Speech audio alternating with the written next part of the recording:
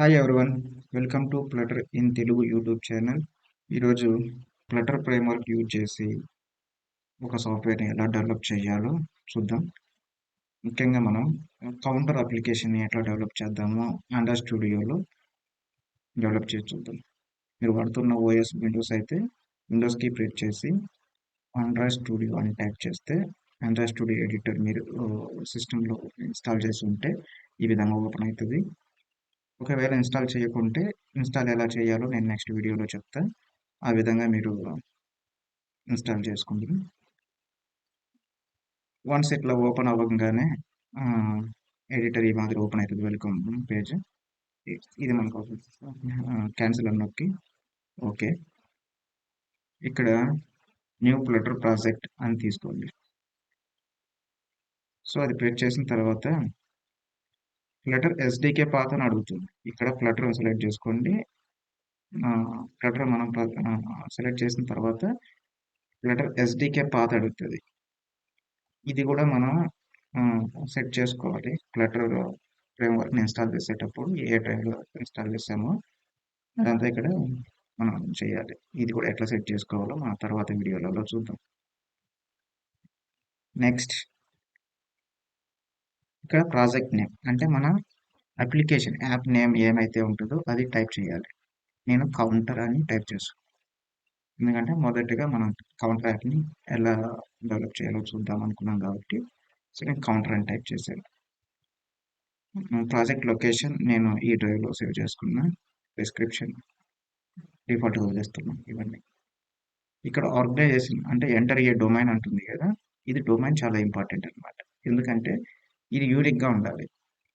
ఫ్యూచర్లో మీరు ఈ యాప్ని ప్లే స్టోర్లో అప్లోడ్ చేయాలి అనుకున్నప్పుడు ఇది యూనిక్గా లేదంటే అప్లోడ్ అవ్వదన్నమాట. ప్లే స్టోర్ కానీ లేదా యాపిల్ స్టోర్ కానీ వీటిల్లో. అందువల్ల ఇది యూనిక్గా ఉండేటట్టు చూసుకోండి. ఓకేనా. నెక్స్ట్ నేను ఆండ్రాయిడ్ లాంగ్వేజ్ వచ్చి కాట్లిన్ డిఫాల్ట్ ఉంచేసిన. ఐఓఎస్ లాంగ్వేజ్ వచ్చి షిఫ్ట్ డిఫాల్ట్ ఉంచేసిన. నెక్స్ట్ క్రియేట్ అని ఎక్కగానే okay create flutter project create అవుతుంది అనమాట. సో ఇవన్నీ ఫైల్స్ అన్నీ క్రియేట్ అవడానికి లోడ్ అవడానికి కొంత టైం పడుతుంది. వన్స్ క్రియేట్ అయిపోగానే ఈ మాదిరి ఓపెన్ అవుతుంది. ఓకే, ఇక్కడ ఆండ్రాయిడ్కి బదులు మీరు ప్రాజెక్ట్ అని సెలెక్ట్ చేసుకోండి. అప్పుడు నీట్గా మీకు కనిపిస్తుంది అనమాట. ఇది ఓకే. ఇట్లా రెండు ఫైల్స్ ఓపెన్ అవుతాయి. ఇది రీడ్మీ అనేది ఈ యాప్ యొక్క ఇన్ఫర్మేషన్ మొత్తం ఇక్కడ మనం డిస్క్రైబ్ చేయొచ్చు అనమాట. సో ఇది ఇప్పుడు ప్రజెంట్ అవసరం లేదు. ఇది మెయిన్ డాట్ ఫైల్. ఇందులో మనం ఏదైతే రాస్తామో ఇదే మెయిన్ అనమాట. ఈ ఫైల్ ఎక్కడ ఉంది అంటే ఒకవేళ మీరు ఇందులో వెతుక్కోవడం కష్టం తెలియదు మొదట్లో అంటే ఇక్కడ ఇది ఉంది కదా, దీన్ని ప్రెస్ చేస్తే ఆటోమేటిక్గా అదే ఇక్కడ ఉంది. అంటే లిబ్ అనే ఫోల్డర్ మెయిన్ డాట్ అనేది ఉంది. ఓకే, ఇప్పుడు ఈ అప్లికేషన్ ఎట్లా డెవలప్ అయ్యింది, డిఫాల్ట్గా ఏదో వచ్చింది, ఓకే రన్ అవుతుందా లేదా అనేది చెక్ చేద్దాం. మనం రన్ చేయాలి అంటే ఇక్కడ డివైస్ మేనేజర్ అని ఒకటి ఉంటుంది. దాన్ని క్లిక్ చేస్తే ఇది నేను ఆల్రెడీ ఒక ఎమ్యులేటర్ని సెట్ చేసి పెట్టుకున్నా కాబట్టి ఆ ఎమ్యులేటర్లో రన్ చేసి చూస్తా. ఇక్కడ రన్ చేయగానే ఇది కూడా కొంచెం ఫస్ట్ టైం లోడ్ అవ్వడానికి కొంత టైం పడుతుంది. ఫ్లటర్ ఫ్రేమ్వర్క్ యూజ్ చేసి అప్లికేషన్ కానీ application nothing but app develop చేయడం చాలా సులభం, ఈజీగా ఉంటుంది అర్థం చేసుకుంటే. ఏమంటే కొంచెం ఏదైనా ప్రోగ్రామింగ్ లాంగ్వేజ్ మీద బేసిక్స్ వచ్చి ఉండాలి.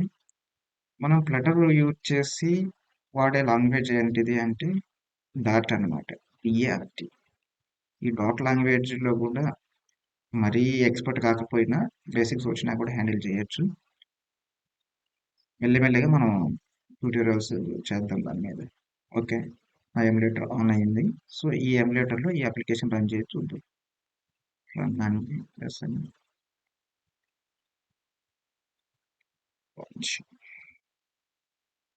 ఇది కొంచెం టైం పడుతుంది.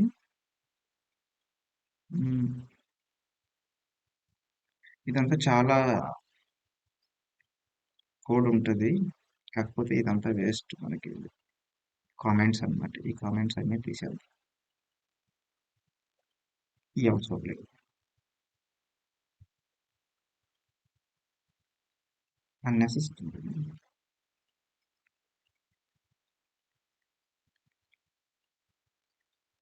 ఫస్ట్ టైం నేను చూసిన వాళ్ళకి అర్థం అవడానికి ఈజీగా ఉంటుందని చెప్పి వాళ్ళు ఇవన్నీ చేసి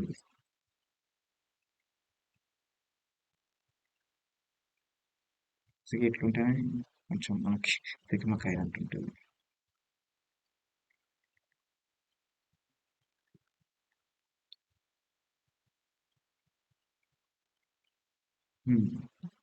అప్లికేషన్ కూడా రన్ అయిపోయింది.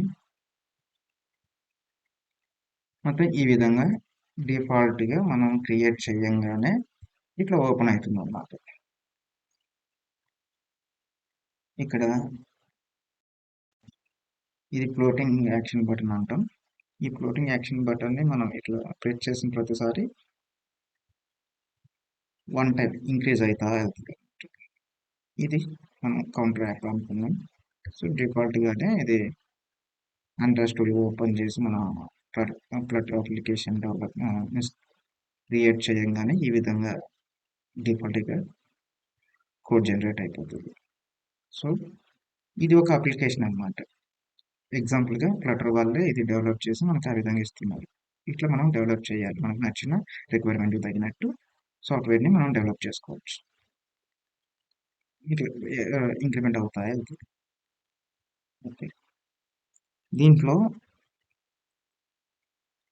ఇక్కడ ఇది ఫ్లటర్ డెమో హోమ్ పేజ్ అని వస్తుంది కదా, దీన్ని మనం టైటిల్ అంటాం. యాప్ బార్ టైటిల్ ఇది. ఈ కలర్ కనిపించేదంతా కూడా యాప్ బార్ అంటాం. ఇది డీబగ్ బ్యానర్, డీబగ్గింగ్ కోసం అట్లా యూజ్ చేస్తారు. అది అవసరం అయితే ఉంచవచ్చు, లేదంటే అవసరం లేదనుకున్నప్పుడు తీసేయచ్చు. అది ఎలాగో తీసేయాలో చెప్తా తర్వాత. ఇదంతా బాడీ, ఈ యాక్షన్ బటన్. సో దీన్ని మనం చేంజ్ చేయాలి అంటే ఎక్కడ ఉంది, ఇక్కడ ఉంది. ఫ్లటర్ డెమో హోమ్ పేజ్ బదులు మనం జస్ట్ హోమ్ పేజ్ అని ఇద్దాం.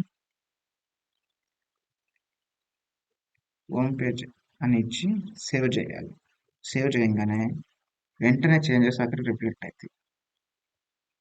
ఫ్లటర్ మెయిన్ యూజ్, ఫ్లటర్లో ఉన్న మెయిన్ అడ్వాంటేజే ఇది. ఎందుకంటే ముందు మనం వేరే లాంగ్వేజెస్, వేరే ఫ్రేమ్వర్క్స్ కానీ వేరే లాంగ్వేజ్ ద్వారా, ఇప్పుడు కాట్లిన్ ఉంది, జావా ద్వారా యూజ్ చేసి ఇండస్ స్టూడియోలో మనం అప్లికేషన్స్ ముందు ఆండ్రాయిడ్కి సంబంధించి డెవలప్ చేసేటప్పుడు చాలా టైం వేస్ట్ అయ్యేది అనమాట. ఎందుకంటే ఎమ్యులేటర్ లోడ్ చేసుకోనికి ఇక్కడ ఇది చేంజెస్ ఏమన్నా ఉంటే మళ్ళీ రన్ చేయాలి.